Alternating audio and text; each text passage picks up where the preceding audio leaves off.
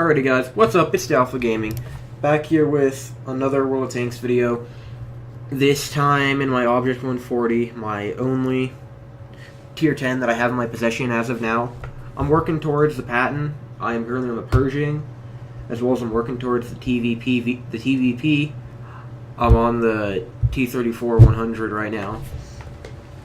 But this is a match on Lakeville, where I am top tier in 357 matchmaking, and as I always do on Lakeville, I always go mid-road, because as you see, you can get shots onto crossing heavies who aren't very bright, because if they're smart, they're going to go up along here, where a tank like this ELC even 90 probably wouldn't have been able to spot them, and if so, only for a few seconds. But this M103 made a mistake of going way too close, and as you can see, he's going to pay for it with his life in just a few seconds here. So that's one tip, just never take the short route, because you'll almost always end up like that M103, or just take extra damage. So always try and take the long route, and that goes for other maps too. Though, if you have time to take the long route, if the battle just started, there's no point in taking the short route, because sure, you might get into position faster, but if you get into position and you've lost half your health or more, then it's too much of a trade-off for getting into position maybe 20-30 seconds before you would if you had taken the long route without taking any damage at all. And now, as I do play on this map, whenever I do, I always go to the Lake Road to get shots against people crossing over here, like that poor M103 and the T-54. And then I go over to fight in the city with all the heavies, and I can be very aggressive in the city in this tank in this matchup, because I'm top tier and I know that my turret armor and my armor in general is going to be able to stand up to about half of the enemy tanks I'm going to face. And I'm looking at this, I'm thinking this should be an easy win in the city, because we have 6 tanks in the city, and so far they only have 3 spotted, which really confused me. Well, now they have 4 around the city. And I was confused, because I was thinking, sure there has to be more than 4 tanks there. So that's why I was playing a bit cautiously, not playing too aggressive, because I didn't want to get smacked. And as you can see, I loaded the heat for that mouse, because, I mean, let's be honest, you can't really pen a mouse frontally without using heat, and I just wasted 2 heat shells, and considering at this time I didn't have a premium account, that was quite a large waste of money. And since I'm trying to save up for tanks like the M46, it's not good for me to be spending that much money. But as you can see, this mouse pushes very aggressively into me and gets punished for it. And I notice my help in the form of that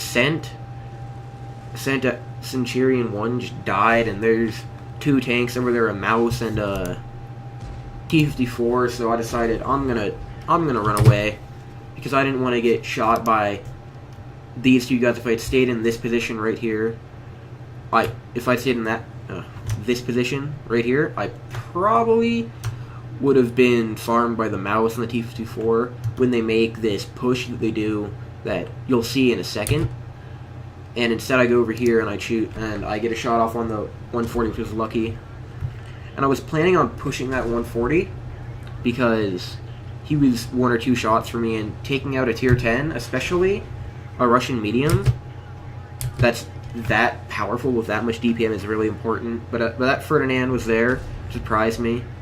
And as you can see, if I had been in that position, side-scraping on that corner, right over here, the push from that mouse on that T-54 would have easily cost me my life. But because I had relocated, I was able to run away and secure the kill on the 140. And suddenly this fight in the city is looking very precarious for me, as I seem to have gotten behind enemy lines. And I was expecting this Ferdinand not to be facing me, but he is. Not that it matters, though. I know I can fire 2, maybe even 3 shots before he can fire 1. And this ISU's pushing me. Probably thinks he... I mean, as you can see, I was frightened because he probably one-shot with H. It looks like he's using the howitzer on that thing, but he misses his first AP shot, and I can get, as you'll see here, I can get 3 or 4 shots off before he can get in the time that it takes him to reload his gun. So as you can see, I got, what is that, 3 shots on him before he's able to fire again, and then I'm able to finish him off. And during that time, my teammates had finished off the mouse and the T-54 that I'd pushed up here, and now at this point it's mostly just cleanup. As we have all the strong positions, we have the cap, so we have to force these 4 tanks, which are all stealthy. 5 tanks. One of them's unspotted, or no, 1, 2, 3, 4, 5. Yeah, one of them is spotted, but they're all stealthy tanks, so... Which tank is not spotted? I'm confused. T-44-100 is not spotted. But we hold the cap. As you can see, I drove into the cap circle, because we control the situation. They now have to push to us, which they will, which you can see that T-44-100 push to us, so effectively, even though... And we have plenty of health. We have both the Super Conqueror and this 430 are both very healthy, have most of their hit points left. And we were able to own that situation since we made it to where they had to push into us along here, because if they didn't, we would have just capped out. And now it really is just cleanup. We have the numbers advantage, and I was expecting even more of their tanks to come rush around. Like, I was expecting this STRV to push into the cap, maybe with the T-44-100, but he didn't, so I decided to go hunting for him, because I expected him to be a bad TD player and just be sitting around here waiting for somebody like me to go into his line of fire. But he did go to the cap. Just took him a little while. I guess he's a little bit slow, or he's learning the game. But he did end up going to cap, so I go right back to chase after him, and I just get 1 shot. And as I said, excuse me again. It's just cleanup at this point. I mean, there's not really any way they're gonna win, and so yeah, it's just cleanup. The only real tank that's not in immediate danger of dying is that UDES. It's ELC even 90, has 3 tanks on him. I'll die shortly, and now it's just going to farm that UDES and get that extra little bit of damage. So yeah, as I said, this is gonna be just shy of 6k damage. It's gonna be around 5.8k, I believe, maybe 5.9k.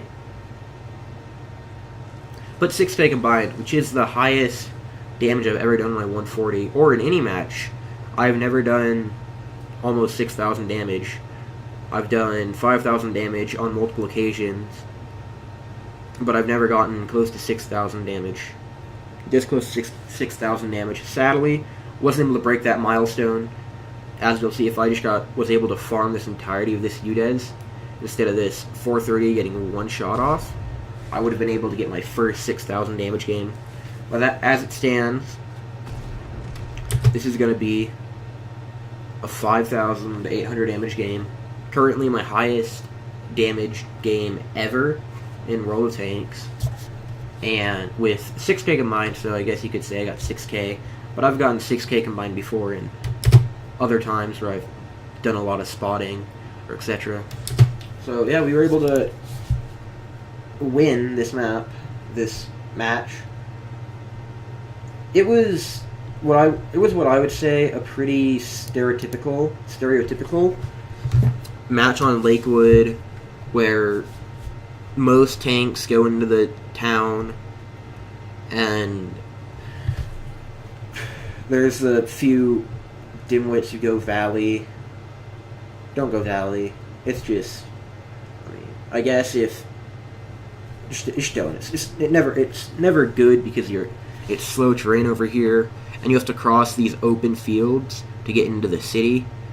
And being in the city gives you shots on basically this entire part of this map right here. And if you control the valley, you don't really control any part of the map because this mountain is blocking your shots into the city.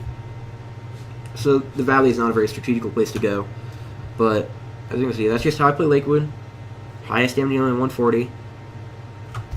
Still don't have a mark on it yet because I just can't seem to make it work.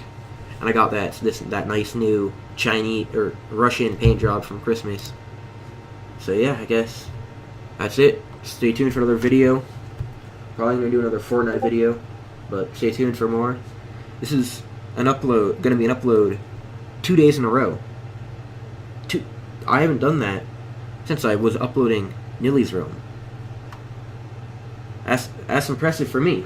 So yeah, I'll see you guys all later. Yeah, see ya. Right. Terribly sorry, guys. I completely forgot to show you the end plates of this match. That was my bad. But, so as you can see, you got Mastery Badge, second class. It just shows just how good people do in this tank. We're getting almost 6k damage. Isn't enough to get even a first class Mastery Badge. Then I got a Confederate and a high caliber, obviously, for my 6k damage.